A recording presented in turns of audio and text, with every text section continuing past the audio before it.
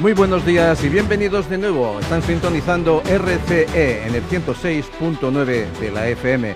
Es la hora vikinga y esta mañana, como siempre, tenemos muchas cosas que contar. Cada día nos acontecen nuevas cosas, pero este fin de semana hay una manifestación de autónomos y queremos, dentro de un rato, aclarar una serie de cuestiones. ¿De acuerdo? O sea que sé que mucha gente nos está escuchando para saber un poquito más de información. Esta misma noche nos decían alguna cosa y lo vamos a aclarar hoy en directo. Bueno, tenemos esta mañana aquí con nosotros a nuestros contertulios habituales y alguna sorpresa más. Bon dia, Ramon, com estàs? Bon dia. Mira, molt content i a més porto una espècie com de missatge de... quasi de Nadal, d'un dels nostres personatges preferits de l'actualitat política. Voleu escoltar-lo? Sí, fem una mare? Vinga, som-hi, endavant. Call. Yes. Peace. Yes. War.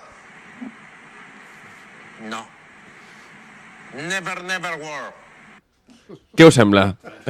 Feliz Navidad. Bueno. Never, never war. Never, never will. Le pagaremos una clase de inglés al señor Maduro.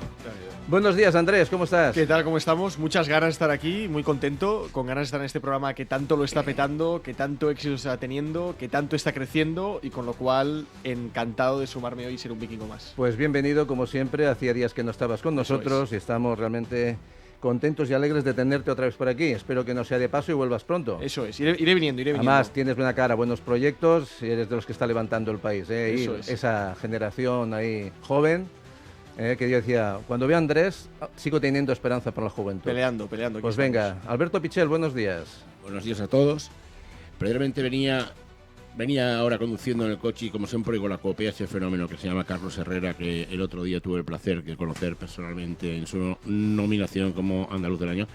Me ha llamado la atención una frase que estaban hablando sobre la inflación de los huevos. No penséis mal, ¿eh? Los huevos suben de precio. Artículo de lujo, chaval. Que no hinchazón, que también, ¿eh? Bueno, Buenos días. buenos días. Ya sabemos que hay escasez de huevos por el tema de la gripe aviar, pero creo que lo solucionaremos. Hay muchas maneras de solucionarlo. Buenos días, mi amigo Alfred. Alfred, salud. Buen día, señor. Buen día. Aquí ¿Tiene usted frío?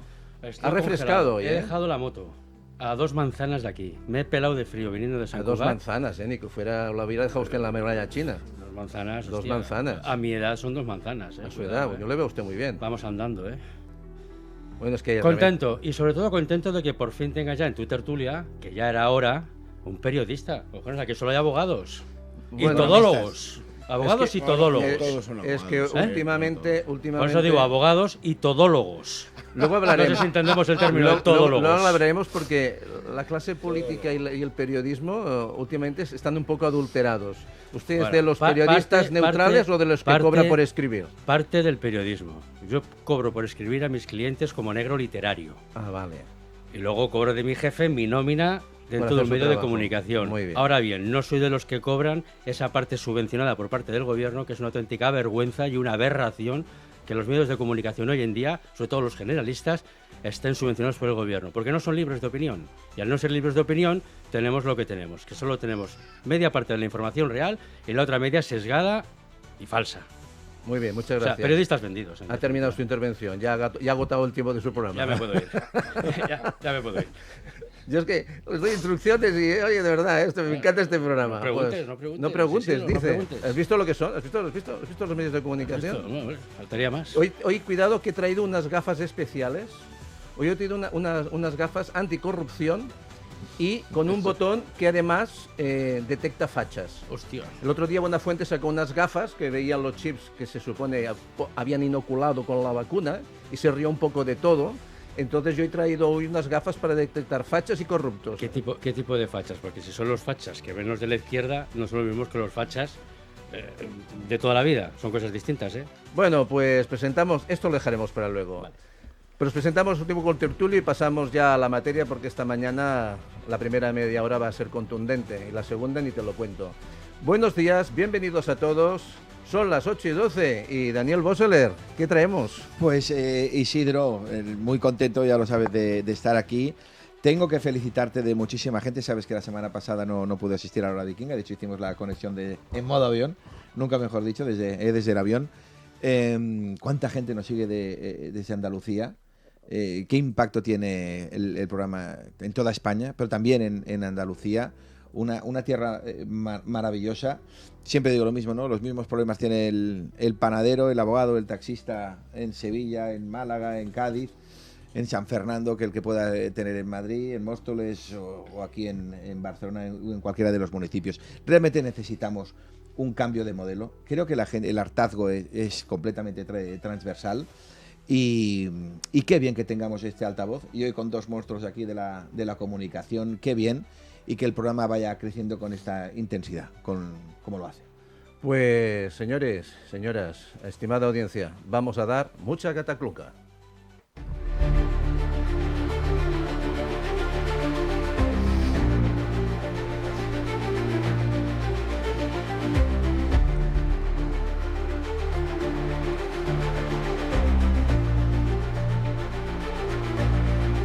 Bueno, nos esperan casi 3 horas de radio y luego cuando llegue nuestra compañera Noelia Ramón, que tenemos una notición, y también nuestro compañero Paco Sierra, hablaremos de cosas contundentes porque nos sorprende ver al fiscal del Estado que no está sentado en el banquillo de los acusados, está sentado en donde está normalmente, con sus puñetas, con su toga. Entonces, claro, es una situación complicada que debatiremos más tarde cuando tengamos a todos nuestros letrados aquí. Realmente la Dana cada día nos trae noticias nuevas, pero realmente soluciones pocas. El día 29, desde la Puerta de Alcalá, la Asociación del Pueblo 29 saldrá hacia la Puerta del Sol y desde allí luego saldrán a reivindicar la búsqueda de verdades, como siempre. Esa asociación que vela por las víctimas y que intenta no estar politizada, cosa difícil. Además, hemos visto como nuestro estimado gobierno ha reformado unos pisos para 2 ministros, entre ellos el señor Óscar León y... Puente. Puente, sí, el señor Puente. Es que yo confundo los puentes con los leones, tú. Que no sé por qué será. Y se han gastado 1 billón de euros, señores. 1 billón de euros con una maravilla de acabados, los mejores... Lo básico. Sí, además también para la ministra de Igualdad, ¿eh? O sea, los dos ministros que van a vivir, no en su casa, como le recriminan a la presidenta de la Comunidad de Madrid, a la señora Ayuso, que vive en casa del novio, sino que les paga la casa el Estado, ¿eh? Pero esto no es nuevo. Ya tienes a una Yolanda Díaz que vive en un piso de 400 metros cuadrados que pagamos todos los españoles. Poco me parece. Bueno, esto pocos que metros para ella. tomen note porque son ministros del Partido Socialista Obrero Español y creo que los obreros españoles se merecerían también vivir igual que los ministros. Hombre, Entonces, cuerpo de rey. todos iguales, ¿no, Andrés? Pues venga, No, sí, seguimos. totalmente. Luego también tenemos que vayan tomando nota y vayan comprando la baliza V16, que eso, aparte de ser práctico, será un gran negocio. Que sí. Y luego Yolanda Díaz parece ser que quiere dejar a los autónomos mayores de 52 y si es un correspondiente paro. No sé, vamos a ver qué pasará con esto, señor Boseler. Y con la hablando de autónomos, pues la tenemos montada, porque le voy a decir una cosa. Esta noche he tenido varias consultas.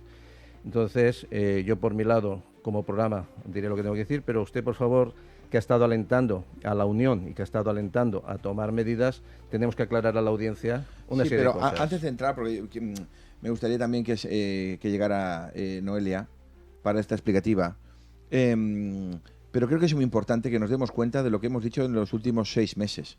Y creo que es flagrante los ejemplos que acabas de poner. El pueblo se ha puesto al servicio de la política. Ya está. Si es que poco más hay que decir. Y cuando eso ocurre, solo tienes un diagnóstico posible que va a ser un gran fracaso social y colectivo, y especialmente económico.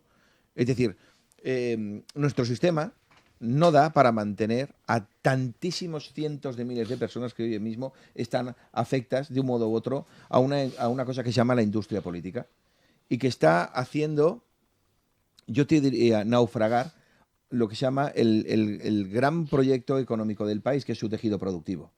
Es decir, estamos anclados ahora mismo en una fiscalidad que es completamente inasumible. El tema de la vivienda, la cantidad de impuestos que están afectos al principal problema de este país, que es obviamente la vivienda, es inasumible.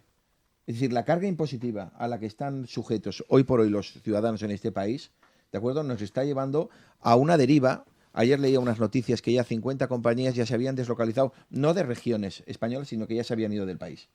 Y esto ahora va a ser una constante, va a ser una sangría que si no somos capaces de entender, pues nos va a causar muchísimo daño. Noticias extraordinariamente preocupantes, ¿no? Como la que nos daba Amazon en Barcelona, que prácticamente el 80% de ese ERO va a tener impacto en Barcelona, o esos 6 o 7 mil empleos que Telefónica pues va a tener que... Pero uno de tantas compañías. Y recordemos que Telefónica acaba de caer en manos del Partido Socialista. Entonces, a partir de ahí, ¿qué es lo que estoy poniendo encima de la mesa? Que ya comienzan a verse esos gravísimos impactos económicos que va a tener un reflejo en qué, pues en el desempleo. Fijaos, cuando hablan y todo aquí el mundo se llena la boca de que si tenemos 22 millones de empleados y no sé qué, pues estamos a la cola de todo.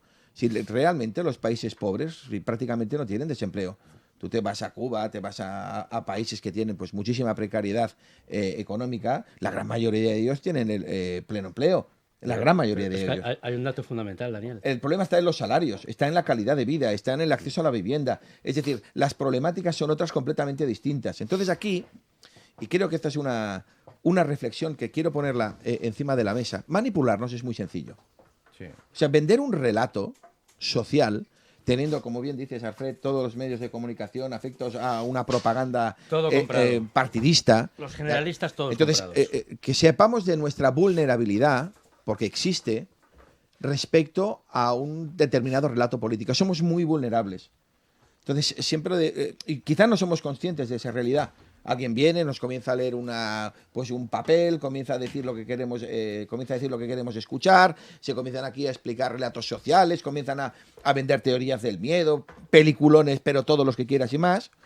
Con lo cual, seamos conscientes de esa realidad y de esa vulnerabilidad que tenemos los ciudadanos con respecto a esa ultramaquinaria megapotente, ¿de acuerdo?, que tiene la industria política. ¿Cuál es el elemento principal que yo utilizo para fiscalizar si el que me habla le voy a dar crédito o no? Porque particularmente te diré que yo a día de hoy no me creo prácticamente nada. Pero prácticamente nada. O sea, vivo en la ausencia de credibilidad en determinadas instituciones y especialmente en la política. Entonces lo que miro son las trayectorias personales. Yo cuando hablo de Luis Enrique y que lo considero el mejor entrenador del mundo, no es por si me cae bien o me cae mal. Creo que ese es un dato completamente intrascendente, sino son sus resultados, es su trayectoria. Es la ilusión que genera, cómo juegan sus equipos, obviamente todo lo que gana. Entonces, a partir de esa trayectoria personal, yo estoy en condiciones de decir, este señor, este tipo, es el mejor entrenador que hay en el mundo. Bueno, pues vamos a la política. Entonces digo, bueno, vamos a extraer las trayectorias personales. Y aquí es donde, evidentemente, esto es un circo. Y nos hemos dado cuenta de las personas que han accedido a los centros de mando, ¿de acuerdo?, a los lugares de responsabilidad, las más importantes, que son las públicas, y solo hay un elemento gráfico, que es la orfandad, en cuanto a un relato de la vida real. Porque a mí que me vengas y me digas, no, es que yo tengo la carrera y el máster, ya hemos visto que lo de los másteres, no, esto no iba, era más bien cursos, ¿de acuerdo? Pero bueno, pero ¿cuál es tu trayectoria? ¿Qué has hecho en esta vida para colocarte donde estás? En la responsabilidad más importante que hay, que es la pública, y especialmente en determinadas materias. Y cuando tú hablas de la orfandad absoluta, ¿cómo puedes esperar buenos resultados? O sea, gestionar es extraordinariamente complicado. Y ese es un debate que no se ha puesto encima de la mesa. Gestionar algo, y gestionarlo muy bien, es extraordinariamente complicado. Sobre todo, pues gestionar personas, gestionar recursos, saber invertir, saber dónde tienes que depositar, obviamente, las inversiones, y más cuando tienes muchísima precariedad. Pero yo creo que hemos infravalorado de manera, yo diría, masiva, en mayúsculas, la gestión, la palabra gestión. Gestionar es extraordinariamente complicado. Por eso el tema de los asesores. Acordaos, solo el Ayuntamiento de Barcelona, este dato es escalofriante. En un mandato se gastarán casi 40 millones entre los regidores y sus asesores. Están hablando de prácticamente 3 millones de euros lo que cobran los regidores en Barcelona al año, y unos 6 y pico millones que son sus asesores. Afecto solo a esos regidores. Pues si esto es inmantenible, si esto es que esto es una cosa que tenemos que poner encima de la mesa. Claro, tú imagínate Si es que no lo puedes mantener. El asesor a qué importe. Nos quedamos con los asesores y los otros que se vayan. No, tú imagínate que en una empresa Eso ya lo Y dijo ese- Silvio Oriols. Y se lo ese es dijo el a los debate. comunes, eso. No hay ningún otro debate. Ese es el debate. Imagínate que te nombran director financiero de una empresa y dices, sí, pero es que me traigo un asesor pero no tengo ni puta idea. 2 sueldos. Es que los ¿Sería asesores concebible? normalmente no tienen ni idea tampoco. Los asesores son personas que el partido político ha colocado para que hagan un rol de trabajar para el partido, pero cobrando un sueldo público. No todos, O sea, yo era muchos- asesor. Bueno, pero muchos de ellos. Y Daniel, una cosa que decías que es importante. O sea, tú decías, oye, el sistema político, los políticos, ¿qué han hecho o qué trayectoria tienen para llegar allí? Es que yo creo que han hecho exactamente lo que tienen que hacer para llegar ahí. Porque ellos no son el problema, ellos son un síntoma de un sistema político que tenemos que premia la mediocridad, que premia estar años diciendo que Eso- sí eso a no todo puede ser la en excusa el cuando partido. tienes un sistema democrático que no es real en un o sea, país como el que tenemos. Tú los no votas- políticos son el mayor síntoma No. de lo que tenemos. Por eso llegan ahí. Por eso llegan políticos que mienten. Yo estoy Porque de acuerdo. premia el sistema político No, la no, mentira. no. Por eso llegan políticos que no tienen Para carrera nada. profesional previa. Porque se premia que no tengan carrera profesional No, previa. no. Porque si no estarían en el sector privado ganando más dinero. O sea, en el sector privado, la gente que gana dinero en el sector privado no tiene ningún incentivo para meterse en política. Porque ganarán menos dinero, 1, y porque tendrán mayor exposición pública, 2. Esto es lo que pasa. Por eso están ahí los mediocres. ¿Ah, sí? Luego preguntaremos por qué dejamos de estar a los mediocres. ¿Querías apuntarle algo, Yo Alfredo? quería apuntarle que no estoy nada de acuerdo con ese discurso. Ah, bueno. O sea, vivimos en un país que lo de la democracia es una demagogia barata. Porque tú solo puedes votar cada 4 años. Punto. De esos cada 4 años solo puedes votar unas siglas o como mucho a un líder. El resto de la lista no los puedes Correcto, votar o dejar de correcto. votar. Pero- Con lo pero cual eso- pero tenemos sí en que el estás de Partido acuerdo conmigo. Socialista gente como por ejemplo el señor, ¿cómo se llamaba este? Iceta, por ejemplo. Iceta no ha cotizado en su vida a la seguridad social, fuera de la política. En su vida. Es decir, pero Iceta, ¿por qué está ahí? Porque empezó con 16 años pegando carteles para el Partido Socialista. Pero estoy Ese viendo- es el premio real de la política. Es lo mismo que decía, ¿eh? Aquí tenemos... Sí, es Sí, lo sí, mismo lo que mismo. está pero diciendo. me refiero que la gente no puede hacer nada ante esto. Bueno, No puede hacer nada, porque la gente no puede dejar de votar a Iceta si van unas listas. El pueblo no pinta nada, Alfred. Absolutamente. No pinta nada. Entonces, como el pueblo no pinta nada, No pinta nada. ¿por qué Silvio Oriols se está subiendo en Cataluña? Porque tiene un discurso parecido al tuyo. Claro, conciso, real, y habla de realidades. ¿Por qué cuando habla Silvio Oriols en el Parlamento de Cataluña con solamente 2 escaños, todos se quedan embobos escuchándola? ¿Y por qué ella no tiene capacidad de respuesta para ella? Y lo vemos todos los días en el Parlamento. Yo sigo el Parlamento catalán todos los días. Y lo vemos todos los días, todos los jueves. Igual que en el Ayuntamiento de Ripoll, no hay nadie que se atreva ya a decirle nada. Porque tiene salidas para todo, pero salidas reales y fundamentadas. Y el Bueno, es problema que- de este país es que la política, el nivel es paupérrimo. Claro, pero fíjate, cuando tú hablas de política y la conectas con la realidad, ese discurso, como es completamente identitario, es decir, la gente se siente representada, ese es un modelo que te funciona, porque te funciona. Cuando tú haces un modelo que responde a los problemas reales de la gente, claro, ese es un modelo que te funciona, pero yo llevo muchos años diciendo que la política y la realidad está completamente desconectada. Así empezó Pablo Iglesias, Entonces, en la Sexta. todo explotó y fíjate que todo te explota en la cara, pero te explota la dana, te explota la pandemia, te explota los incendios, porque no hay prevención, no hay nada. Entonces, este país solo funciona a golpe de hostia a lo Bud Spencer cuando ya no queda más remedio porque nadie toma decisiones. O sea, el apagón, que ya habían expertos que esto va a ocurrir, Nadie y se acuerda toda ya la de eso. maquinaria política diciendo que era impensable, ¿dónde vas? Tarao. Cuando tú ponías en duda, oiga, Política perdone, y mediática, ¿eh? Mira Pero- Javier Ruiz en la 1, ¿eh? pero bestial, toda la maquinaria de la industria política negándote una realidad. Pero también nos pasó en la economía. Viste al presidente de gobierno de turno decir que teníamos uno de los sistemas financieros más potentes del mundo. Y fíjate lo que pasó, que cayó todo. En una de las peores crisis económicas que se recuerdan en democracia, descomunal. Con lo cual, yo creo que ya es hora de que la política, ¿de acuerdo?, se ponga al servicio de la gente y no al revés. ¿Cómo es posible que si tú no apruebas presupuestos, en 90 días el pueblo no pueda tener una herramienta para convocar unas elecciones? No tiene ninguna. No. El pueblo está maniatado, está bajo control.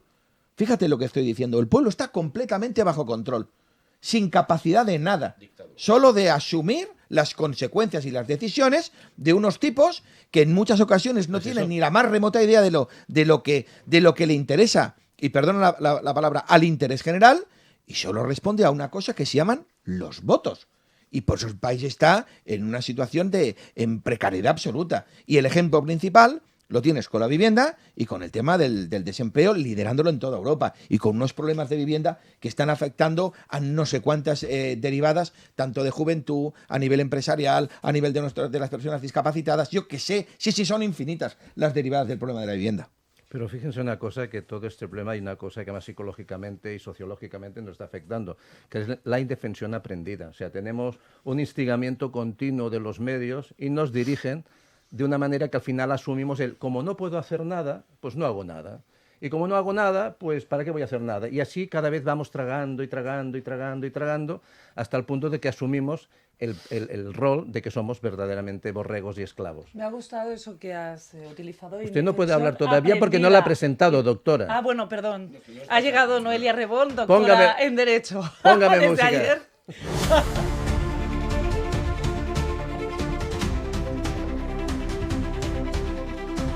Bueno, pues quería poner una música para recibir a nuestra Noelia Rebón, porque aparte ayer presentó su tesis doctoral y vamos a celebrar esta mañana que ya es doctora en Derecho. ¡Bravo! ¡Bravo! ¡Olé! Bueno, ahora ya puede hablar, doctora, Vale, con la venia. Es que me ha encantado esto de indefensión aprendida porque es un término que utilizamos nosotros para lo que sienten las víctimas del bullying. Las víctimas del bullying al final no ya se quejan, no reclaman porque saben que no va a servir de nada. Y es un término que utilizamos bastante. Bueno, unido con lo de ayer, pues ayer presenté la tesis de la responsabilidad civil y penal de los centros educativos y los alumnos en casos de acoso escolar y ciberacoso. Y la verdad es que muy contenta. Tuve de público a mi madre, mami, te saludo por aquí, que sé que nos escuchas siempre, y a una amiga, Emma Jacobian, abogada también, y bueno, fue mi público. No vino nadie más, el tribunal, el director de tesis y yo misma. O sea que luego lo fuimos a celebrar con una comida muy buena. Muy bien. Calificación excelente, ¿eh? Bravo, otro aplauso. No esperaba menos, Yo, vamos, todavía no me lo creo. Bueno, por lo menos tenemos a una clase de la abogacía preparada, porque la política deja mucho que desear, Alfred? La política prácticamente no existe. Aquí lo que existe son los intereses personales y particulares de los que intentan hacer política. Lo que hace el señor Sánchez no es política, lo que hace el señor Illa no es política. Claro que son particulares, son intereses privados, su acomodo y su beneficio personal. Pero tenemos... ¿qué corrupción tenemos en este país? Bueno, y no hacemos nada. O sea, no hay ningún país en el mundo que con todo lo que tiene el actual presidente del gobierno de España siga apoltronado en la silla. Es que no existe. Esto en Inglaterra dimiten por una multa de tráfico. Uy. Dimiten. Y aquí... Y en Japón aquí por no recibir pasa un nada. saquito de arroz. Aquí estamos anestesiados, aletargados, Bueno, dormidos fíjate y lo permitimos todo. Que el otro día se lo escuchaba a Pilar Almagro, pero evidentemente la frase no era de ella, desde aquí también la saludamos. Y luego se lo escuché a Antonio Pérez Henares, que a las 9 se conectará el autor del libro España traicionada, que además fue jefe de prensa del PSC, con lo cual que recibimos a gente de todos los lados, con todo tipo de pensamientos en este programa. El que no viene, pues ellos mismos. Pero hay una frase de un premio Nobel, de Alexandre Solensky, que dice que él sabe que sabemos que nos miente, pero nos sigue y nos seguirá mintiendo hasta el día último y hasta después de todo, porque se siente impune, porque a la secta en la que ha convertido a su partido y a muchos de sus votantes todo le vale, con tal de mantenerse en el poder. Porque ellos son los buenos y los demás son subhumanos sin derecho. El milagro sería que pillarlo alguna vez en alguna verdad. Esto está escrito hace muchos años para otro personaje. ¿Y de quién hablaba? ¿De quién hablaba? Pues es un señor que, claro, hablamos de una época muy atrás, que hablaba de sus líderes a nivel de Rusia y de gente muy autoritaria. Yo pillé la frase y realmente es muy actual. De hecho, el otro día Pilar Almagro y ellos lo mencionaban directamente por nuestro presidente y por esos políticos autócratas que están machacando a la gente. Sabiendo él que nosotros sabemos que nos está mintiendo. Si eres autoritario y das ventajas a la gente, porque, por ejemplo, alguien podría decir que Bukele, os planteo una pregunta, Alberto, ¿podríamos decir que Bukele es autoritario? Porque está dando resultados. Bueno, Bueno, ¿qué? aquí hay opiniones para todo. Yo creo que sí. Quien da resultados, lo que comentaba antes Dani, a la gente hay que medirla por lo que está haciendo. Los hechos y los resultados. Chapo. No te olvides que el Bukele tiene un soporte del 80% de la soberanía nacional. Del voto. O sea, tú imagínate. O sea, no es que autoritario, no. Lo que es un hombre admirado y bendecido, de acuerdo, por el pueblo, que es al fin y al cabo quien tiene el último instrumento, de acuerdo, y la última toma de decisión. Que esto es lo que tendría que pasar aquí. Y es decir, cuando nosotros no somos capaces, y lo he retirado en muchísimos programas, de aprobar la ley más importante que tiene un país, que son sus presupuestos, en 90 días, de manera automática, tendrías que volverle a dar toda la potencia, toda la energía al pueblo, devolverle la palabra. Y que el pueblo tomara una decisión con una convocatoria electoral. Y no pasa nada. Vamos a convocar nuevamente elecciones porque no somos capaces de aprobar la norma que va a redistribuir, obviamente, los ingresos y los gastos y las inversiones que tiene que hacer frente, como ocurre en cualquier empresa. Esto ha sido siempre así. De hecho, Felipe González ya lo hizo, ya convocó elecciones porque no tiene unos presupuestos aprobados. Y lo dice públicamente. Claro que, que lo dice. que es inadmisible poder gobernar. Llevaremos 4 años. Es sin que no hace aprobar mucho ya le dijo presupuestos. Sánchez a 4, Rajoy, dimita usted que sin presupuesto no se puede gobernar. Lo Y dijo cuando le Sánchez. preguntan, dice que bueno, que no pasa nada, que los prorrogamos y todos están contentos. No, pero sí que pasa. Y Hombre, pasa claro que pasa, Y Daniel, pasan claro que muchísimas pasa. cosas. Y nuestra imagen exterior, ¿de acuerdo? La falta de credibilidad. Yo pondré otro ejemplo encima de la mesa. ¿Alguien podrá explicarme algún día de qué sirven las comisiones de investigación? De nada. Más allá de que sea un circo político de desgaste a tu adversario, No hay ni una el sola- interés general, pero Ni ¿cuál es una el interés sola general? que haya resuelto Nada. Nada.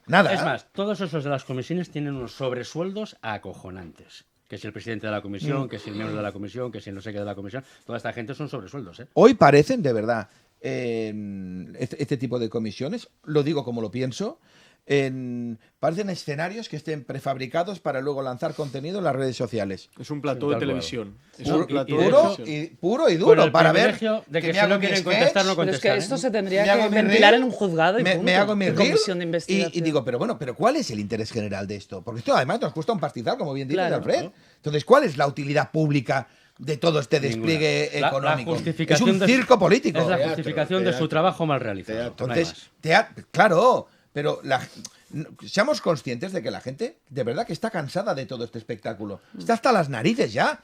Y no paro de viajar por toda España y hablas con la gente de toda clase y condición y es que es por unanimidad. La gente no entiende nada de lo que está pasando. ¿Cómo es posible que en un país tan espectacular como el nuestro podamos estar tan profundamente mal? Hay tal distancia entre el país que tenemos y el que podríamos tener, es tan salvaje, que lógicamente hay un nivel ya de frustración enorme. Por eso sube Orriols. Claro. Porque se requiere de cuestiones que sean, Las me da que igual la- si lo la- comparas, las que- ilusionantes. no, las que le afectan a ella, que son las que le afectan a la ciudadanía en general. Es correcto, pero necesitamos ya mensajes que sean realistas, pragmáticos y que respondan a una realidad colectiva, que respondan a un interés general. Pues que no hacemos más que escuchar relatos propagandísticos negando realidades tangibles. O sea, yo es que cuando estoy escuchando todo esto del cohete y que nuestra economía va súper bien. Lo Sí, dijo ya la sí. María. Las de- estadísticas no sé dónde las yo- saca este yo- hombre. yo- pero- Cuando estamos batiendo, y desde aquí se lo digo a la audiencia, primer trimestre del año 2025 se ha batido el récord histórico en concurso de empresas, en cierres de empresa. ¿Tú has escuchado lo que dice Pedro Sánchez Entonces- de cómo va el país? Entonces, Vale. delante de esa realidad Que va súper bien. que es ¿eh? incontestable, que nadie y poner toda la energía en decir, bueno, ¿qué está pasando con esta sangría empresarial?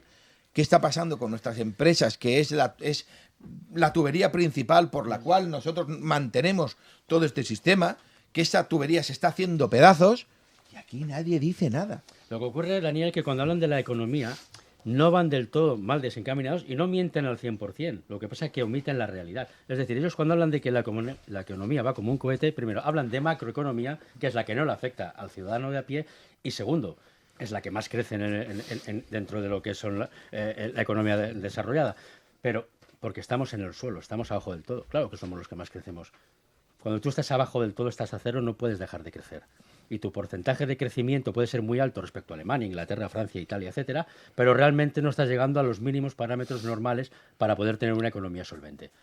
No dicen del todo, no mienten del todo, pero omiten que somos la peor economía de Mienten Europa. del todo, perdona, porque... No, bueno, en otros temas sí. No, a nivel. Pero a nivel de crecimiento económico no mienten del todo, No, Fíjate que anda cuando que pero hablan de omiten el macro- dato de que estamos en el cero y que a partir del cero solo puedes hacer que crecer. Pero estamos en el cero porque la caída durante la pandemia Sí, sí. de España fue brutal Claro. comparada con el resto de Europa. Sí que es cierto que ahora España, a nivel macroeconómico, pero lo que decías, los datos macroeconómicos No le importan pocas a veces nadie. tienen correlación con el día a día de la gente. Los datos macroeconómicos van bien, pero sí que es verdad porque España en general es un país que cuando hay una economía de crecimiento suele estar mejor que la media europea, pero cuando la economía europea cae suele estar peor que la media europea. Pero en todo caso creo que la clave... O sea, a veces miramos a lo micro o miramos al dato de este mes o al dato del mes pasado y nos olvidamos de la situación real que tenemos y del mundo que nos viene. Con los cambios tecnológicos que vienen, la inteligencia artificial, que se va a cargar probablemente un montón de puestos de trabajo, van a aparecer nuevos puestos de trabajo, va a tener que cambiar la manera como organizamos nuestra economía, va a tener que cambiar la manera como nos educamos, cómo emprendemos. Con los cambios que vienen, tan bestias, necesitamos un país que sea un incentivo para recibir inversiones, un incentivo para que las empresas se queden, un incentivo para que los autónomos quieran emprender. Y en cambio tenemos un país donde cada vez más gente quiere ser funcionaria, donde cada vez más gente está viviendo del Estado, donde cada vez más gente quiere trabajar en una economía que no es una economía productiva, sino una economía subvencionada. Entonces, esta fiesta que tenemos aquí montada, esta fiesta que puede ir relacionada con unos buenos datos macroeconómicos, es una fiesta que no se está preparando para el mundo que viene. Y cuando llegue el mundo que viene y los cambios tecnológicos, nos van a pasar, si no estamos preparados, la mano por la cara. Nos van a pasar la mano por la cara. Pero ¿de qué cambio, de qué magnitudes macroeconómicas estamos hablando? Porque yo no veo ninguna que funcione bien. ¿Estamos hablando de inversión? No hay. Consumo ha decaído. La base monetaria, ¿quién la tiene? En poder del Estado. Eso es son términos macroeconómicos que funcionan correctamente. Pero cógete el principal. ¿Hay ahorro? La No hay deuda ahorro. pública. La deuda pública no hace más que crecer. Claro. Está completamente disparada. Ya se habla de deuda Y inasumible. eso es macroeconomía. Entonces, yo cuando veo un balance de una compañía que viene al despacho y que quiere ver, yo me voy al final, a ver aquí, cuenta resultados. Y claro, cuando yo veo el negativo y veo un negativo de, bueno, si esto fuera una empresa, obviamente ya imagínate cómo estaría. Estos no es que estarían en concurso acreedores, es que estarían todos, no sé dónde estarían, en la luna, Es que hay que liquidarla, prácticamente. hay que Entonces, liquidarla. cuando tú tienes una economía donde tú gastas muchísimo más que lo que ingresas, cuando yo creo que hay un reparto y una redistribución de los ingresos tan nefasta como la que tienes en la actualidad, porque obviamente tienes, lo pongo encima de la mesa, 22 ministerios que yo chapaba la mitad, cuando tú tienes no sé cuántas agencias, institutos, asesores, cuando tú tienes toda esa bestialidad, esa locura de cosas, cuando tú estás persiguiendo obviamente al emprendedor, cuando tú le dices tú primero paga y luego trabaja, cuando tú tienes una verdadera política de persecución fiscal a la gente, que es lo que tienes a día de hoy, cuando tú no eres capaz de separar el patrimonio personal del patrimonio profesional de un autónomo, que si comete un error le vas a embargar su casa, cuando es incapaz de acudir a la financiación porque necesita avalar con su casa para que le den un préstamo, cuando tú te cargas, me explico, el tejido productivo de tu país, ¿de acuerdo? Y pones un lastre que es la industria política, el resultado no puede ser más que la realidad que tienes hoy. ¿Cuál es la realidad que tienes hoy? Si te lo ha dicho clarísimamente Cáritas. Tienes 4 millones de personas en indigencia severa. Sí. Y otros tantos en riesgo de Y pobreza. 12,5 millones, ¿de acuerdo?, en riesgo de exclusión social. O sea, tienes prácticamente la mitad del país hecho un Cristo. Las personas discapacitadas, que son en Barcelona 160.000 personas, solo en Barcelona, ¿de acuerdo? Los problemas que tienes en el acceso a la vivienda. Ahora una madre monoparental que tenga un piso en Barcelona, que por cuestiones de que el No lo propietario alquilan. necesita ese piso para él, ¿tú sabes el calvario que tiene? Es un calvario encontrar una vivienda, un espacio para vivir. Te hablo de un calvario. Pero es que no lo alquilan, porque Entonces, no Es espantoso. Cuanto no más, se va a arriesgar el cuanto propietario a mayor es el alquilarlo. intervencionismo, mayor es el nivel de fracaso. Y esto ya se ha hecho prácticamente en todas las economías, se ha visto en las economías del mundo. Cuando tú intervienes el mercado, ¿qué provocas con eso? Pues que evidentemente haya una reducción masiva de la oferta, con lo cual crecen los precios, porque no hay oferta. Y hoy tenemos lo que se llama, por primera vez en democracia, hay una crisis de oferta. No hay vivienda. No hay. Con lo cual los precios son completamente especulativos. Cuando tú lo que tendrías que hacer es liberalizarlo completamente todo. La gente está Pero viviendo en hasta el habitaciones. tema de las licencias, entregarle esa competencia a los colegios correspondientes, que en 24 horas tú te pusieras a trabajar. quitarle todos los impuestos a la primera vivienda. Pero cuando digo todos, son todos. O sea, que una familia, ¿de acuerdo?, que inicia un proyecto de vida, que quiere tener pues descendencia, que quiere montar esa unidad familiar, y quiero comprarme un piso, cero impuestos. Cero. Pero más que eso, lo que hacemos es cada día ir sableando, donde el negocio al final, la vivienda se ha convertido en un negocio, y un negocio donde el primer beneficiario es el Estado, es la administración pública. Sí. Usted decía el otro día que precisamente esto llegará un momento que nos explotará en la cara. Y precisamente en México ha eclosionado una revolución que supongo que también será a causa del descontento, porque lo que nos está pasando aquí es un reflejo de lo que está pasando en todo el mundo. Y los patrones de desatención a la ciudadanía está pasando en casi todo el mundo. Digo en casi todo el mundo porque en algún sitio aún se libra, en alguna isla paradisiaca.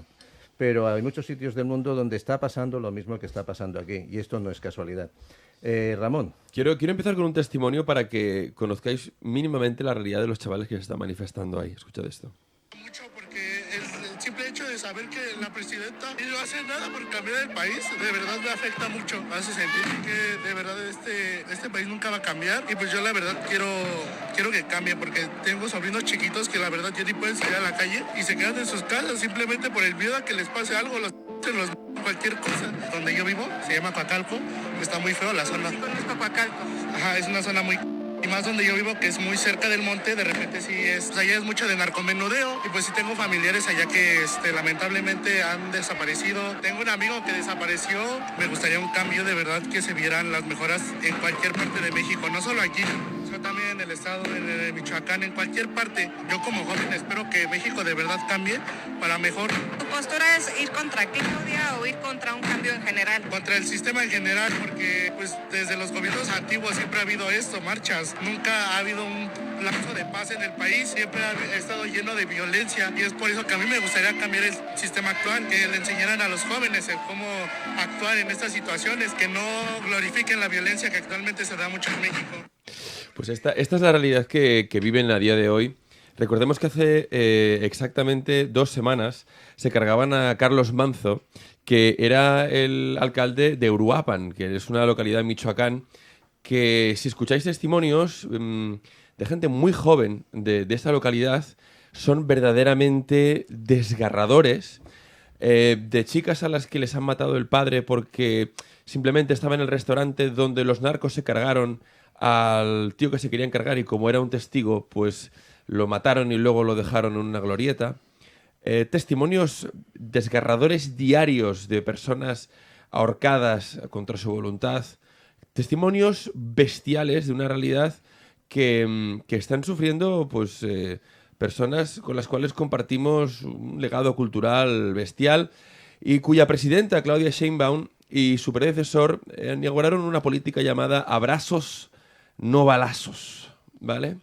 Con la que pretendían frenar al narco, no sé muy bien cómo, y pues un poco en la línea en la que todo el mundo puede deducir, esto en lugar de desaparecer, pues incrementó. Ha incrementado hasta tal punto que el descontrol ha hecho que los propios jóvenes que ven su futuro completamente truncado hayan decidido salir a las calles.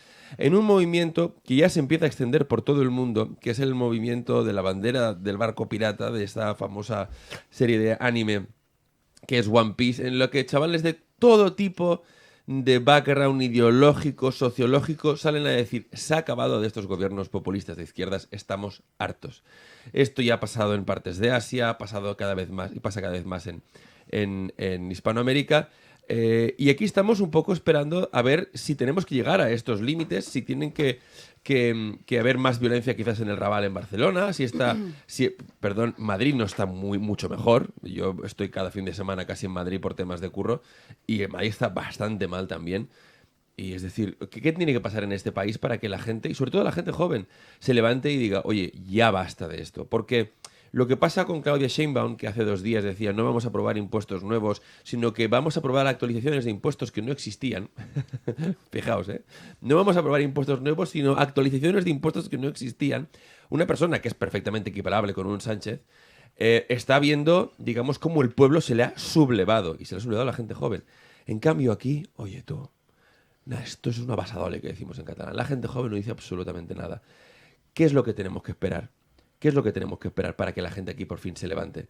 Yo realmente lo veo todo con mucha esperanza lo que pasa en Hispanoamérica. Siento que dentro de lo que es nuestra cultura, ¿no?, hispanoparlante y demás, vuelve a llevar, digamos, a delantera pues, esa otra parte del mundo, este hemisferio del mundo, y me enorgullezco de eso, pero a la vez me entristece mucho que aquí en la antigua metrópolis parezcamos endormecidos por una especie de comodidad que es supuesta, pero que muy pronto dejará de ser tal.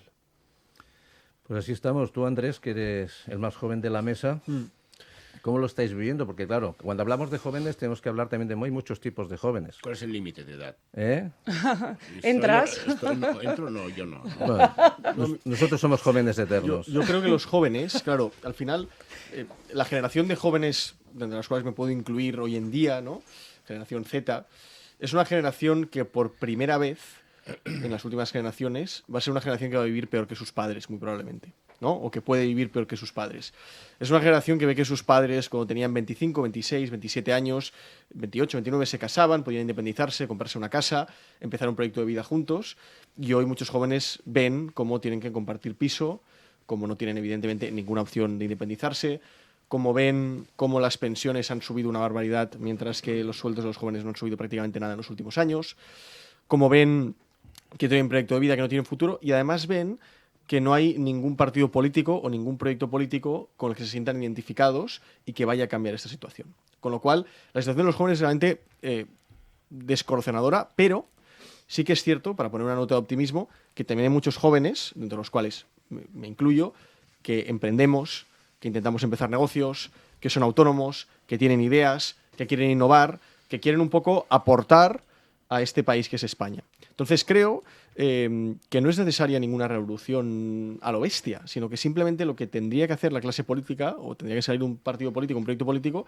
que simplemente diera a estos jóvenes que sí que tienen ganas de emprender, de innovar y están motivados, que les diera las herramientas para poder hacerlo.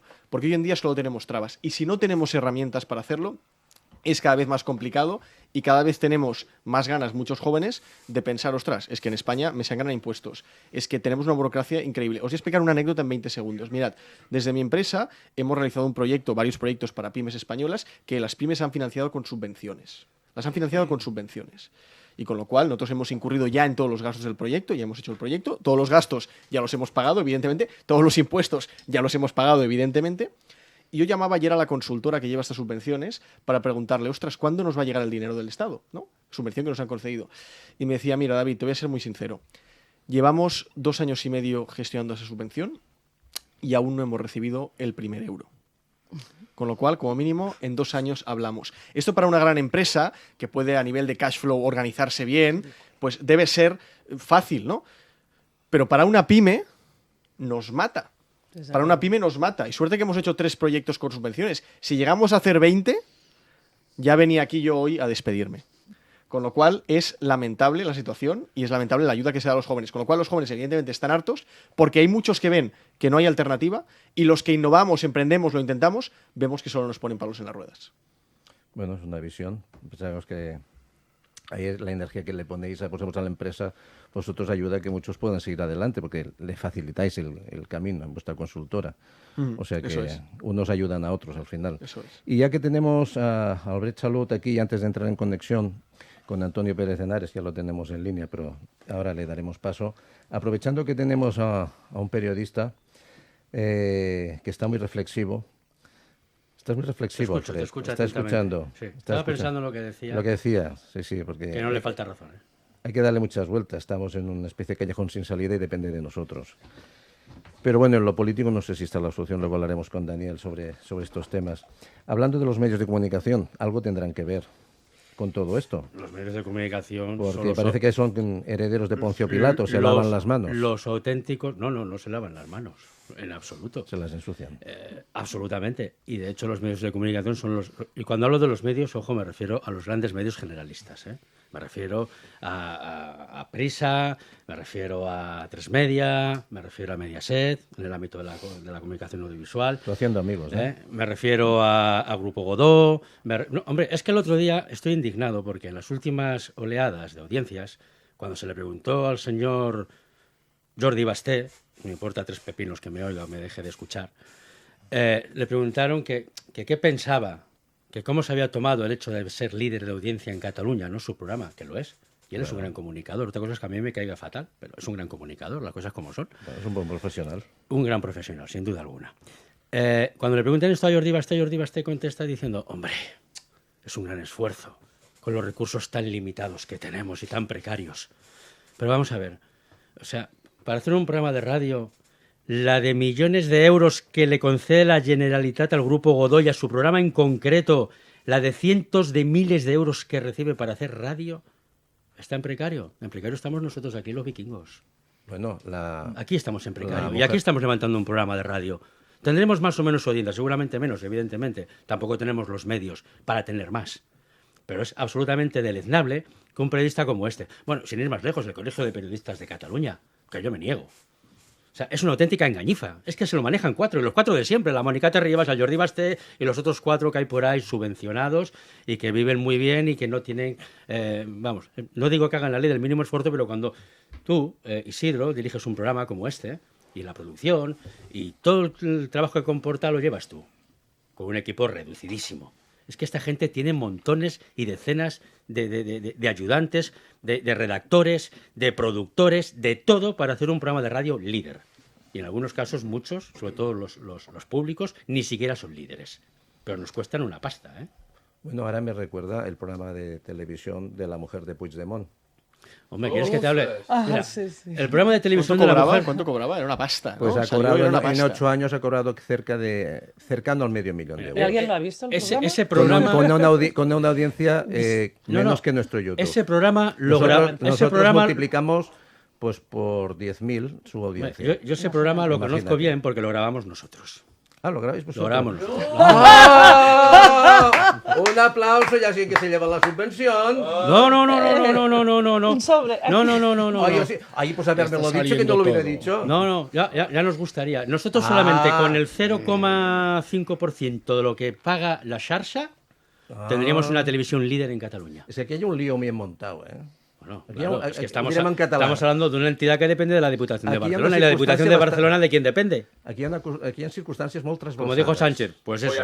Totalmente, Ya está. totalmente. Oye, ¿habéis visto, Daniel, con la gripe aviar, el pollo que tenemos montado, eh? Solo falta el pollito pío. Si es que ya no Los queda, huevos ya van a no valer quedan como el huevos. caviar ahora. Ya no quedan Yo huevos. comentaba al principio del programa la inflación de los huevos. Es que todo sube, hasta los huevos. Y la hinchazón también. Mal pensados que sois. Tómate una aspirina, un inflamatorio, porque a este paso, Daniel, no sé qué pasa. El Alfred, por la primera vegada que vens, tú, y has sacado la espada, el hacha y el lo que escudo. pasa- lo ves. Aquí somos Escolta. vikingos, hay que sacar el hacha, hombre, Dime, dejar el Daniel. buenismo de lado Dime, y criticar de Daniel. verdad a la Lo que gente. pasa, lo ha hecho muy bien David. Lo ha hecho muy bien. Que no vemos futuro. Eso es lo que pasa. En un país, en un espacio, que tendríamos que estar liderándolo todo. Es decir, hay tal campo de mejora. Haciendo las cosas de otra manera, podríamos aumentar en tal magnitud la calidad de vida de la gente, que por eso la gente está indignada y sobre todo, yo te diría que hay una situación de indefensión, ¿me explico? De rabia contenida, diciendo cómo es posible que se hagan tan espantosamente mal las cosas. Déjame que te ponga un efecto muy gráfico, ¿de acuerdo? Muy gráfico. Un equipo como... Porque la religión en este país parece ser que es el fútbol. ¿Me explico? Yo creo que es el elemento que nos hace levantar pasiones y manifestaciones, el fútbol. Fíjate un equipo como el Villarreal. Una población que a los 50.000 habitantes. Cada año lo tienes en Champions. Y ceramistas. Me parece que ahora mismo está en el 2 o el 3 de la clasificación. Pasa cada año. ¿A qué responde esto? Solo responde a una cosa, solo una. Se llama buena gestión. La buena gestión. claro. La buena gestión te sitúa pues en éxitos, en que tengas a todo tu entorno contento, feliz, confianza. Es decir, todo te funciona. Otro equipo como el Zaragoza, una capital de provincia que con 700.000 personas que viven ahí, la cuarta ciudad por población, que la gente no lo sabe, la cuarta ciudad por población de España, y que tiene su equipo en segunda división, en una situación que ya veremos si acaba en la primera red. Es Pero, decir, ¿quién lo gestionó? En cualquier caso, déjame... No, pero sabemos que son los socialistas. Sí, pero Cuidado. no quiero entrar en un debate ahora mismo ideológico, sino en un debate de gestión. ¿Cómo algo que es desproporcionadamente muchísimo más grande respecto en términos de población y que tendría que tener, pues yo qué sé, en términos de población, pues el equipo sin duda alguna en primera división, fíjate dónde está. Entonces, es un concepto de gestión. Yo me acuerdo, hace 20 años, que Barcelona estaría dentro de las 5 mejores ciudades del mundo. Hoy nuestra ciudad es un completo desastre, que ha perdido su magia, su romanticismo, todo lo bonito, todo lo que te hacía enamorar de Barcelona. O sea, Barcelona está viviendo la mayor decadencia en democracia. O sea, los niveles de inseguridad, de limpieza, falta de vivienda. Es decir, ahora mismo esta ciudad se ha convertido bueno, es que es espantoso. Se han hecho cosas que dices, pero ¿cómo es posible? Y ya comienza ahora, porque ya comienza el run electoral, que ya vengo escuchando lo mismo desde hace 20, con las mismas chorradas de siempre, ¿me explico? Pero dices, ¿cómo es posible que una ciudad que tendría que estar liderando el municipalismo en la Unión Europea porque lo tiene todo para triunfar, hacedme caso, ese tendría que ser nuestro futuro? ¿Cómo podemos estar tan espantosamente mal con la huida de los jóvenes, que la gente se quiere ir de aquí, que a lo que aspira ahora mismo un MIR, como bien decía Andrés, es a compartir una habitación en un piso? Pero qué futuro, qué familia, qué esperanza podemos enviar. Los cuentos chinos ya no se los cree nadie. Todas estas películas para no dormir, que son incapaces. La ley del 30% de afección de las nuevas promociones Made in Colau, que esto lo promovió Colau, cuidado, con la aprobación de todos estos partidos políticos, tanto de Junts como del Partido Socialista. Se han cargado Barcelona. Y a día de hoy, espera, cuando tú tienes una trayectoria que dices, madre mía, menudo desastre, hoy sigue en vigor. O sea, fíjate lo que nos cuesta cambiar, lo que no nos funciona. O sea, todo aquello que es un completo desastre, que dices, esto mañana mismo lo tengo que quitar porque he impulsado una norma jurídica con pleno desconocimiento de las reglas del juego, con pleno desconocimiento de las reglas del mercado, porque esto nos va a destrozar como ciudad. Y es lo que ha ocurrido. Pero que solo hacía falta responder y ver cómo funciona la vida real para saber que aquella norma, que no se ha hecho vivienda, el otro día salía la noticia, 30 y pico viviendas sociales en un mandato. 30 y pico en una ciudad como la nuestra. Pero ¿cómo no va a estar la gente desesperada? ¿Cómo no va a estar la gente huyendo de maneras visivas o viviendo en condiciones que son lamentables? Cualquier vivienda en esta ciudad no te baja decente de los 300, 400.000 euros en los precios del alquiler. Pero si es que es toda una vergüenza en sí mismo. El tema del tráfico, el tema de la inseguridad, el tema de cojas lo que cojas, es dramático. Los cierres de empresa, cada día ves más locales que van chapando. ¿Me explico? Y no hacemos más que poner palos en las ruedas. Eso sí, el relato mediático, la forma, ¿me explico? Toda esta industria propagandística vendiendo verdaderas motos, pero la motocicleta. Entonces dices, jolines, pudiendo tener un país espectacular, una ciudad espectacular, donde aquí tendríamos que estar, oye, mira, descartando los principales proyectos del mundo, ¿me explico? ¿Cómo es posible, con lo que nuestro potencial, cómo es posible que estemos liderando los peores registros, fíjate, en desempleo, en el tema de cierres de empresas? Son récords históricos, ¿eh? Una paradoja. Es que es bestial. Y a mí no me gusta hablar, y se lo digo aquí a la audiencia, de economía. No, de economía yo no quiero hablar, yo quiero hablar de empresa. Porque si me van bien las empresas y las empresas van como cohetes, la economía te va de huevos. La economía de la empresa. La economía entonces te va bien. Fijaos Donald Trump, o fíjate las grandes economías del mundo, no hablan de economía, te hablan de sus empresas y cómo las protegen. Saben perfectamente que dándole alas al tema empresarial, lo que primero que haces es mejorar los salarios de la gente, la renta disponible. Cuando hacía Andrés la referencia de que todo el mundo quiere ser funcionando, claro, es que la renta básica del sector público está 1/3 por encima del sector privado. Correcto. Es que ya hay más funcionarios que Trabajando menos autónomos. horas. Entonces, con todos esos datos que son de extrema preocupación, que nos están conduciendo a un desastre colectivo, es que no hay nadie que sea capaz de explicar esta realidad y cambiarla. Por eso hablo de una agencia reformista. Hemos de ir a un cambio radical, pero radical. Y ahora mismo el cambio tendrá que ser un cambio muy intenso, muy potente. Y yo soy consciente de que cuando los cambios son tan fuertes, implica muchísima alteración, incluso te diría miedo. Pero si no somos capaces de afrontar ese desafío, este país va directo a un desastre colectivo sin precedentes. Y estamos a las puertas de eso. El año que viene dejaremos de tener la economía dopada por la Unión Europea.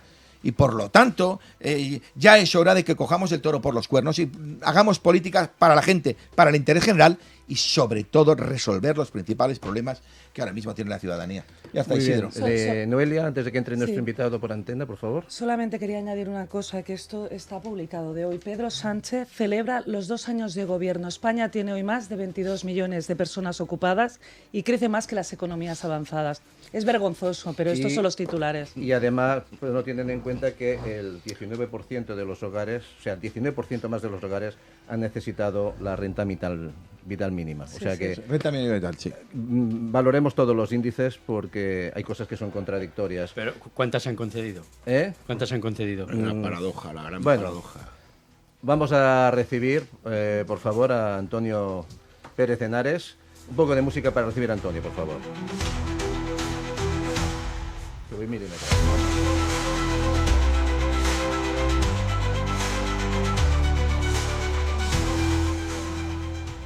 Muy buenos días, Antonio. Un placer tenerle a usted aquí. Hola, buenos días. Pues oiga usted, un honor para este programa que alguien como usted nos visite y nos conceda una parte de su tiempo. No, encantado, de verdad. Bueno, su trayectoria, la verdad es que es para tomar ejemplo. Y para los que no lo conocen, pues Antonio es un periodista, un hombre de la comunicación, un reportero que siempre ha estado a pie de calle, más muy aficionado a la naturaleza y además a la naturaleza de nuestro país. Usted es un gran amante de nuestro país, pero ha escrito un libro... Bueno, es que diga usted. Soy de pueblo. Ah, pues mire, pues ya somos dos. Claro, soy de un pequeño pueblo. Bueno, al final tenemos un país de maravillosas personas. Y al final usted nos presenta un libro y estos días yo le he seguido por las redes y la verdad que usted dice cosas que decimos muchos y que molestan a otros tantos. Lo que pasa que, bueno, hemos perdido la capacidad de dialogar y hay unos que quieren tener la razón, se la quieren quitar a los otros y usted en su libro, España traicionada, pues nos plantea una situación política y una situación que ha ido cambiando socialmente. Que fíjese usted, cuando el señor Tejero, ¿dónde le pilló? ¿Dónde le pilló a usted? Pues, bueno, incluso creo que habréis oído mi voz, que me pilló en la tribuna del Congreso, la tribuna de prensa del Congreso de los Diputados. Yo entonces era el director de comunicación del PCPSUC y es mi voz la que dice, Rafa, ¿qué es Tejero? ¿Qué es Tejero? Porque estaba ayudándole a mi compañero de la cadena SER para identificar a los diputados según iban votando. Yo había acabado con hacer lo mío cuando me pidió aquel golpe de Estado. ¿Qué momento aquel Antonio? Sí, fue un momento verdaderamente... Ahora visto desde fuera, visto con el tiempo, pero lógicamente cuando te apuntan con metralletas y disparan, y sobre todo la escena de Suárez, Gutiérrez Mellado y Carrillo, que fue el otro que no se levantó, o sea, que no se tiró al suelo, pues fue tremenda. Pero yo creo que aquel día Gutiérrez Mellado y Suárez salvaron la dignidad de todo un país con aquel tremendo gesto que es cualquiera. Lo cierto es que luego todo pareció... Había una cosa en estos últimos tiempos que yo le he dicho a alguno. El rey Juan Carlos está recibiendo por todos los lados y merecidamente, todo sea de paso. El hombre que tuvo, digamos, el mayor prestigio, el mayor cariño a su pueblo, lo dilapidó de una manera perfectamente gilipollas, hablando mal y pronto. Y todos sabemos cómo. Pero hay que reconocer al rey lo que es del rey. Y muchos, he oído a alguno por ahí echar barbaridades. Fijaros, Revilla hace unas mítines en los sitios poniéndolo a caldo. ¿Qué hubiera dicho el señor Revilla el día 23F, hombre? Es que de vez en cuando estas lanzadas a mí siempre me sacan de quicio. Pasamos momentos muy difíciles. El momento más difícil posiblemente fue antes. Fue el 7, aquella semana de enero de 1977, con el asesinato de los abogados de Atocha, con los secuestros del Grapo, con los asesinatos de ETA. Aquello fue verdaderamente horrible. Y he citado a dos cuyos albaceas y herederos son ahora los que dictan las leyes de la llamada memoria democrática. Los albaceas de ETA y los que son albaceas de aquellos grupúsculos de extrema izquierda, el FRAP y el Grapo. Así de sencillo. Con ellos ha pactado Sánchez y con ellos ha traicionado las líneas más rojas, porque están teñidas de sangre, que dijo que no iba a traspasar nunca. Me quedo pensando porque todo aquello parece que ahora no es que lo estemos blanqueando, sino que lo estamos beatificando. Sí, yo titulé un capítulo de mi libro, España traicionada, posiblemente el que he escrito desde una mayor emoción. Se titula El blanqueo de los asesinos de ETA. Es que yo me crié en el País Vasco. Como he dicho, soy natural de un pequeño pueblo de la Alcarria Alta de Guadalajara, Bujalaro. Mis padres, como tantos otros, emigraron, en este caso al País Vasco. Por eso también tengo incluso familia por vuestro lado, por Cataluña, ¿no? Y con beca, 8,5 tenía que sacar, pues conseguí estudiar en los jesuitas y bueno, por eso tengo amigos asesinados por ETA. El padre de mi mejor amigo fue uno de ellos, aquel farmacéutico al que le pidieron que mirara por un microscopio y le pegaron 3 tiros en la cabeza. Vale. Tengo también camaradas, como se decía entonces, en el PC, como José Luis López Lacalle, aquel periodista que había estado 5 años en las cárceles de Franco y fue asesinado a la puerta de su casa como un perro cuando venía a comprar los periódicos. Y bueno, ¿quién no tiene la memoria, Miguel Ángel Blanco? Pues se está perdiendo, porque la ocultan. Porque aquí la única memoria que hay que rescatar es la de un antifranquismo que existió, sí, pero donde ellos no estuvieran, porque no hubo ni un solo socialista de los que componieron las diferentes cúpulas que pisó una cárcel de Franco. Y ahora son los héroes, amor o muerto, y por supuesto parece que quieren resucitar a Franco para ganarle. Pues hombre, cuando aquellos tiempos de los 70, y no te digo de los 60, te aseguro que éramos 4 gatos.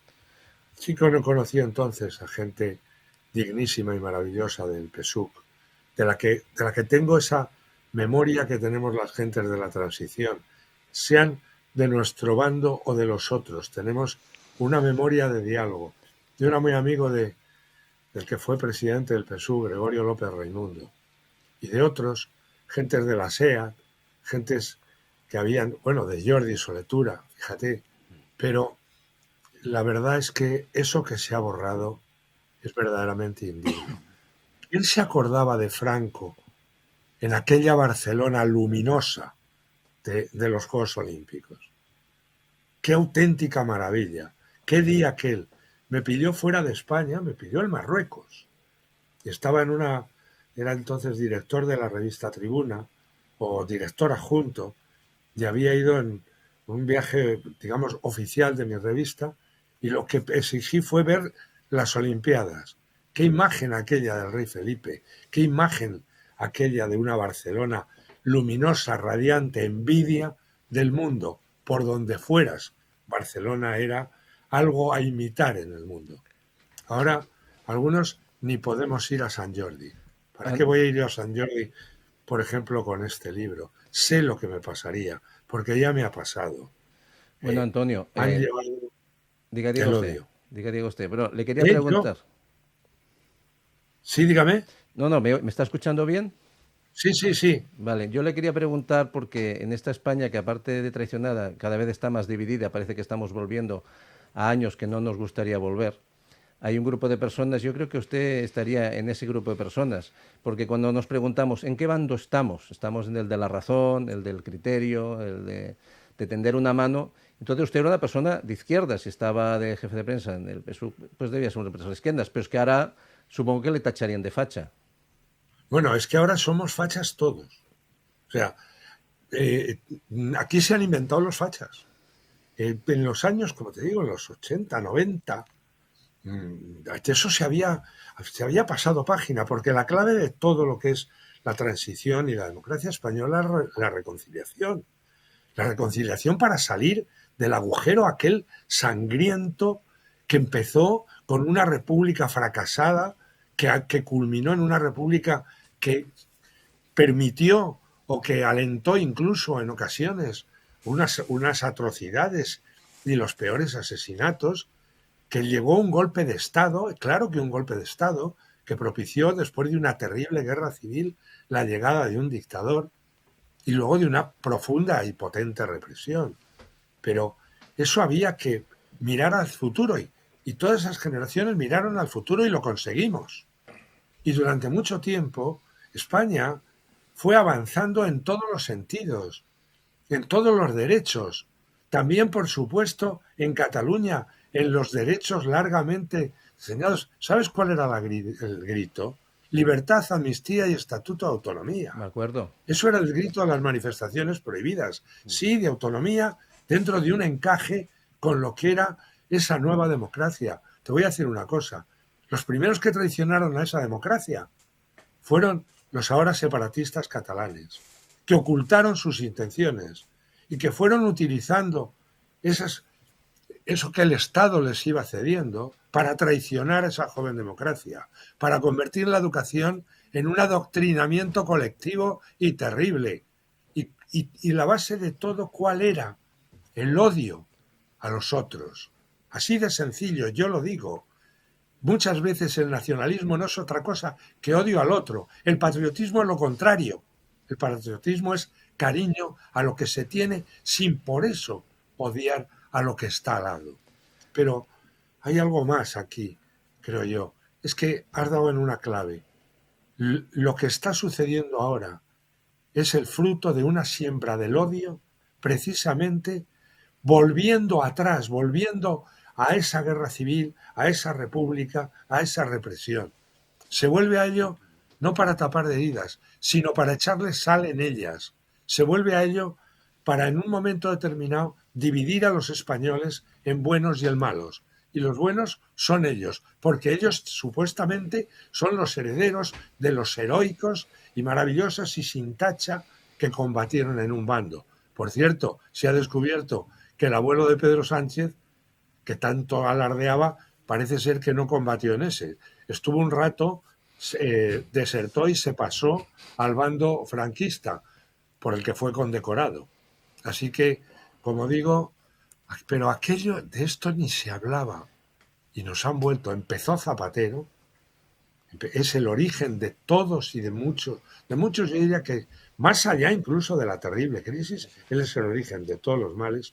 Bueno. Y ahora el gran visir de quien está ya llevándolo a un extremo y a un paroxismo para directamente y a través de esa división ahora, mantenerse como sea en el poder.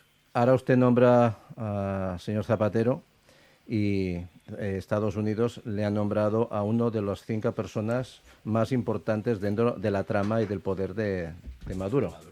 O sea que... Es un cómplice de una dictadura sangrienta. Y créeme que lo conozco. Conozco bien Venezuela.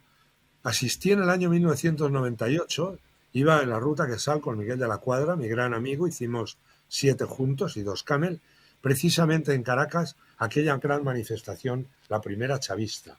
Mira, entonces él ganó las elecciones con una mayoría abrumadora. Efectivamente, era la gran esperanza de muchos. Pero he de decirte que lo que es ahora el chavismo y Maduro son, sin más, una tiranía, una dictadura sangrienta y asesina, porque lo está haciendo, que está haciendo y mandando al exilio a todo su pueblo, que lo ha sumido en la peor de las pobrezas y que, bueno, a la cueva está. O sea, no es que haga trampas en las elecciones, es que toda elección es una trampa tremenda. Es que es un presidente ilegítimo. Sacó el 30% de los votos contra el 70% de la oposición. Y está demostrado en actas. Pero Zapatero es desde hace mucho su ministro plenipotenciario, su edecán. Es el palanganero de las dictaduras hispanoamericanas. Zona del mundo a la que amo y que conozco bastante. Antonio. Primero fueron allí los podemitas, pero luego ha heredado todo eso. Ahora él es el que manda, vamos, por encima de todos los embajadores venezolanos. Antonio, tenía usted reputación de ser un hombre de opinión fuerte, pero además clara y concisa, y sin miedo. Bueno, este libro además he procurado escribirlo como hablo, porque yo creo que es hora de hablar con toda claridad y sencillez, pero planteando siempre una cosa. Yo no tengo en ninguno de mis compatriotas un enemigo jamás. Ellos lo están intentando crear y lo que me entristece profundamente es que lo estén consiguiendo. Han vuelto a las palabras rojo, fascista. Pero vamos a ver, ¿de qué estamos hablando? Y ahora, como tú decías, que soy facha, ¿y quién no? Todo aquel que ose criticar al régimen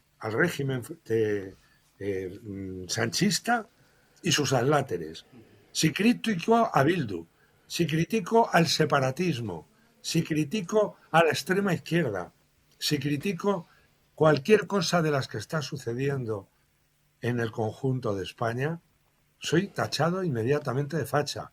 Si apoyo a los jueces, si apoyo a la prensa libre, soy facha. Y si se me ocurre defender la historia de España en su conjunto, soy escritor y he sido presidente y fundador de la Asociación de Novela Histórica, soy todavía más facha, porque aquí hay que insultar todos los días la memoria de nuestros abuelos. Y yo, desde luego, no estoy dispuesto a eso. Antonio, no sé si en estos momentos de dónde soy, o si soy ya de algún sitio. Quizás con la edad ya de ninguno, pero sí soy de un campo. El de la reconciliación, el del sentido común, y el querer lo mejor para la gente y para la nación a la que yo pertenezco. Y por supuesto, añado en esto, la gente cree que en el mundo y en el corazón de los españoles de a pie late cualquier resquemor sobre los que son o que consideran tener identidades o diferentes o distintas. Es que no. Yo cuando hablaba de aquella Cataluña luminosa es porque para nada tenía otra intención que prosperara en lo suyo, que el catalán se hablara, que me encantaba leer, y recuerdo en aquellos tiempos a Espriu, que escribía maravillosamente y había que leer en catalán. Pero cuando una lengua se impone, o sea, cuando el pendulazo es tremendo, cuando ahora el catalán lo que está haciendo, no están defendiendo al catalán, además, porque lo están perjudicando seriamente. Hay una reacción sobre eso, porque cuando algo se impone y cuando algo, sobre todo lo que se pretende no es su empuje, sino el exterminio de la lengua común de todo el Estado. Eso no conduce a ningún sitio. Yo creo, en estos momentos, que el separatismo, precisamente por esos excesos y esas imposiciones, está en reflujo. Aunque, claro, Illas, que se ha convertido en el líder del separatismo catalán. No os equivoquéis, yo lo veo eso muy claro. Es lo mismo que han hecho con Podemos. Sánchez se ha convertido en el jefe de la calle Borroca y de la extrema izquierda y los está fagocitando. ¿Y quién hay ahora más separatista que Illa? Pues pocos. Bueno, Antonio, en la radio y en la tele sabemos que el tiempo pasa y usted es una auténtica biblioteca y un auténtico placer escucharle, porque el lenguaje de la conciliación, el lenguaje del respeto es el que tendríamos que practicar todos, que cada uno hable como quiera y que no nos impongan nada. Entonces, yo lo quisiera, aprovechando que usted está aquí, tengo aquí a nuestros compañeros y compañeras, si le queréis preguntar a Antonio, queréis puntualizar alguna cosa, aprovechar, porque Antonio es de esas personas que abunda en el sentido común. Antonio, muy buenos días. Hola, buenos días. No os peleéis y que después Antonio firma los autógrafos. Mire, soy Daniel Bossiler. Yo ya le conozco un poco su trayectoria, le felicito y bienvenido a esta casa de la hora vikinga. Pero, mire, yo le quería poner de relieve, y especialmente que esta pasada semana salió el informe de Cáritas, que daba unos datos que son de extraordinaria preocupación, que nos dice que prácticamente la mitad de la sociedad española vive en unos niveles de vulnerabilidad y de precariedad que no se habían visto prácticamente en democracia. Ya no le hablo del acceso a la vivienda, las pensiones absolutamente indignas, pues que tienen, pues yo que sé, millones de personas en este país, que ni tan siquiera se llega al día 30, sino que el día 15 ya comienzan a haber dificultades. ¿Usted no cree que todo este debate ideológico que se está poniendo encima de la mesa es para tapar precisamente la nefasta gestión que llevamos acumulada durante todos estos años y que nos ha conducido a los peores registros sociales y de desigualdad social en democracia? Bueno, y a mentir como bellacos con respecto al paro, porque nadie se crea esas cifras. Si consideran que estás parado y trabajas un día al mes y te dan como empleado, pues aquí. Hay un elemento en esto de Cáritas, estoy muy de acuerdo con lo que dices, pero como diría antes, me alegro que me hagas esta pregunta, que recuerdo que decían los políticos de aquel entonces, ¿no? Ahora la mayoría ni admiten preguntas, pero hay un elemento en lo de Cáritas que es tremendo. Claro, en la pobreza está incidiendo algo importantísimo, el saqueo que está llevando a cabo la hacienda pública. Es que es un auténtico saqueo. Es que si vemos he trabajado desde los 14 años, tengo una vida laboral larguísima y por fortuna he estado días en todos esos años en paro. Pero lo que ahora sucede es tremendo. Es que para un trabajador que cobra 1.500 euros, ¿cuánto cuesta en realidad? ¿Cuánto tiene que pagar su empresa? Y de lo que él cobra, ¿cuánto le trinca Hacienda? Porque esto es un saqueo. ¿Y cuánto sigue pagando en cada momento y en cada paso que da en su vida? Por lo que ha adquirido, tiene que pagar esa vez, tiene que seguir pagando. Cuando se muera va a tener que seguir pagando. Pero, de verdad, es que en lo que se está convirtiendo eso de pagar impuestos no es en algo que, y yo siempre lo he entendido, como efectivamente necesario y que debe hacerse y que paguen más los que más tienen.